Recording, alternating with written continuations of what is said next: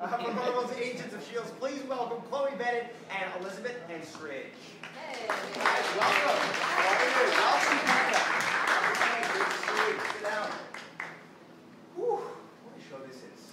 Yeah, isn't it? You know, I think a lot of people anticipated a lot from the show, but you know, when you make it, you never really know what it's going to become. You guys have to be so excited about the success of the show. Yeah, it's been, I feel like we both kind of live in this kind of bubble because we shoot for pretty much 10 months out of the year. Right. We're really mostly on that plane or on set or together, so we don't, I don't think, Yeah, it's hard to register. get a gauge. No, I mean, I think we just try to do our best every day, and it's so lovely to be here now. We've got full season now, and everybody can kind of see where we were going with it. And you guys know where you're going with it as well. No, we didn't really.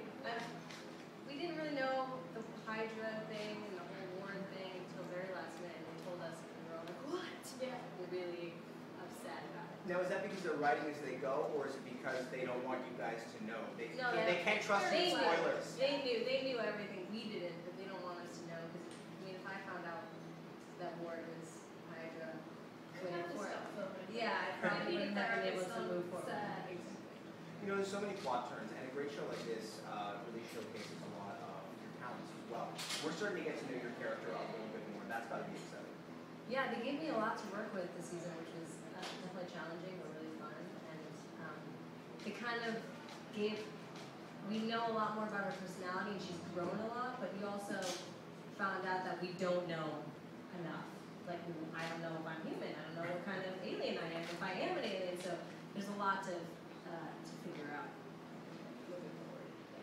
You know, there's so many great plot twists in a show like this, and I imagine you guys are, you know, in your trailer or at home, wherever or whenever you're reading the script, are you as surprised, do you think, as viewers at some of these plot twists, or even more surprised sometimes? Oh, definitely.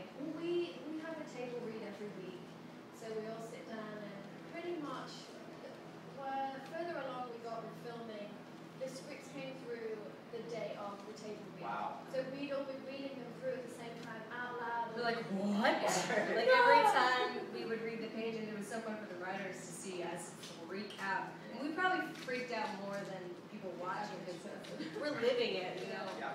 You become very attached to the characters, and it's pretty devastating to find out people betrayed you or said people this or that. So it's really tough. Lucky to have such amazing writers that we are on set all day, every day, and yet we're still so surprised. I mean, none of us saw the big twist coming. Right. It's so cool to work on a show where you can be super surprised as an actor and also just as a fan of each other. Yeah. You know, acting is difficult enough, but when you add in a lot of like technical terms and stuff as well, that must make it that much more complicated, especially for you. Oh my god.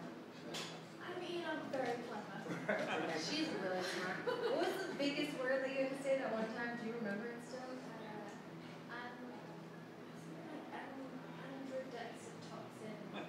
The word was this long, guys. I'm not kidding, it was this long in the size. She didn't mess up once.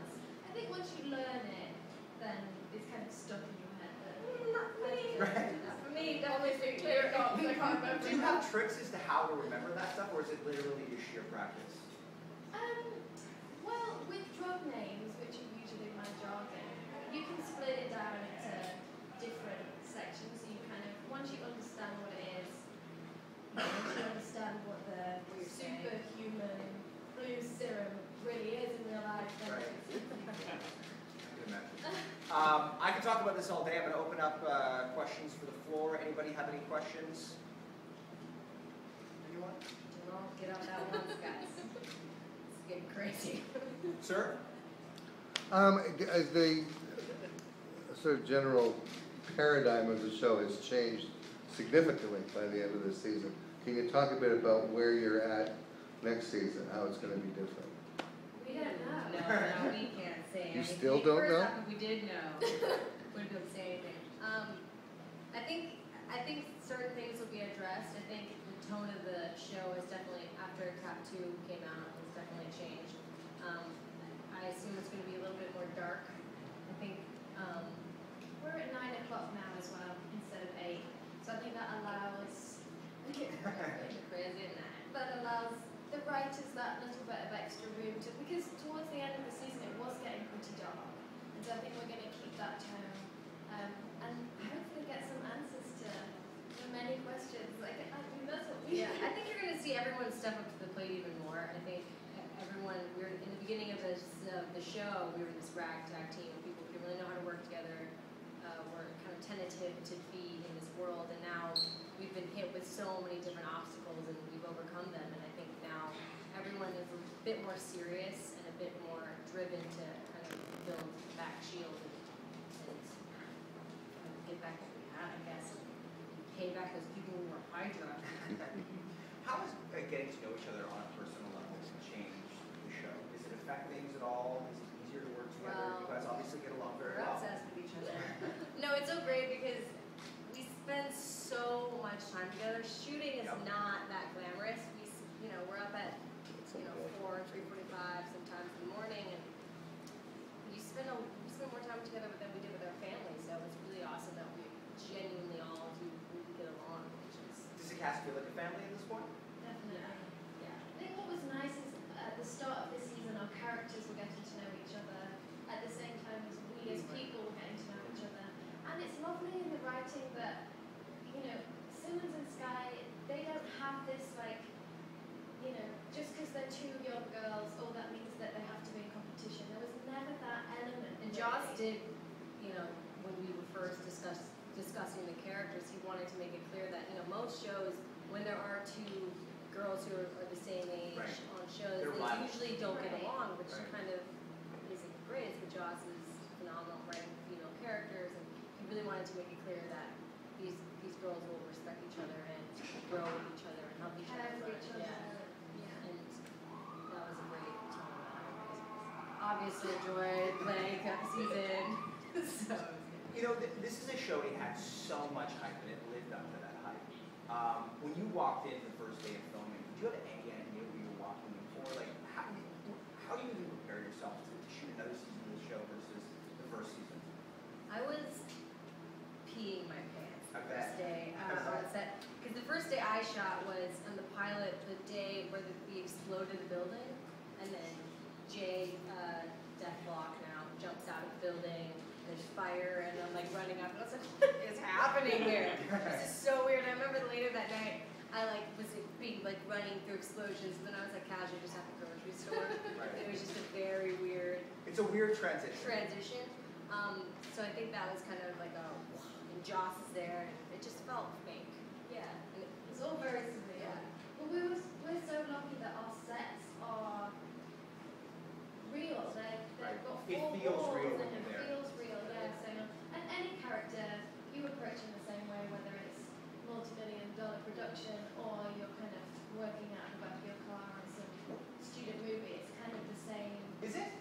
It It is for me. It yeah. does feel the same, especially because our showrunners, Marissa Tantron and Jed Whedon and Jeff Loeb and Jeff Bell, it makes it feel very intimate. It doesn't feel, that day was kind of crazy, but even when we're doing the big stuff, it just feels still like everyone's just a bunch of kids who are just so excited to be doing what we're doing. It never feels,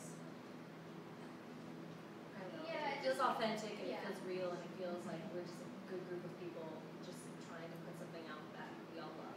What shows through on the screen? An audience question. Go ahead, sir. Why do you think these shows are so popular? These superpower, superhero, the Arrow, the Flash, Agents of S.H.I.E.L.D. What is it about these shows coming out now, and why are they so popular? First off, I love your hat. I think a lot of it is that sometimes in our society we get a sense that we don't have any control and that there's so much that happens, on a governmental level that we don't know about, and maybe sometimes the wrong people could be in power, and I think it's that feeling of empowering the individual, and that's certainly what I think we spoke about a lot at the start of the development of Agents of S.H.I.E.L.D. is that this is about the people that are in the building when a supervillain comes through and smashes it down, that we get to tell the story of the everyday person. And I'm so pleased that that's popular, because for us that's what's really important too, just that none of us have superpowers. Yes. And that we're out there putting our lives on the line kind of to help people, What Marvel does that's so great is, you see high Hydra kind of infiltrate S.H.I.E.L.D. on such a huge level in Captain America 2, and then and you see the the Triskelion falling and all that stuff, and then on our show you get to see the people that are running around Captain America, and you get to see, oh my God, that person was dating that person, they portrayed that person, so you really get an intimate level, and that's why Marvel's been so great, because they're able to do this on this big spectrum, and then also on the small screen and kind of tie it all together beautifully. When you guys go see Captain America, for example, I imagine your experience is much different from our experience, because it actually ties into what you're going to be doing over the next, couple of seasons. A lot of it was like, oh, that makes a lot more sense now. I wish they would have told me that. Told me that. But it was also really exciting, because you're like, Simmons was there, or like, I was doing this at the time. So it's fun, but yeah. You get to nerd out in your own world in the theater. Yeah. We have I think we'll always have a very special relationship with Captain America 2, just because of how much it had to do with our show. And we got an early screening of it because we had to, for us to understand what we were filming, because it had such a big impact. It had a huge impact. A lot of people were talking about that. And then if you go back and watch the earlier episodes, you can see little clues as to the war with Hydra, and they were so clever with the writing. So clever that we didn't even know we had no were idea. doing it the whole time. Yeah.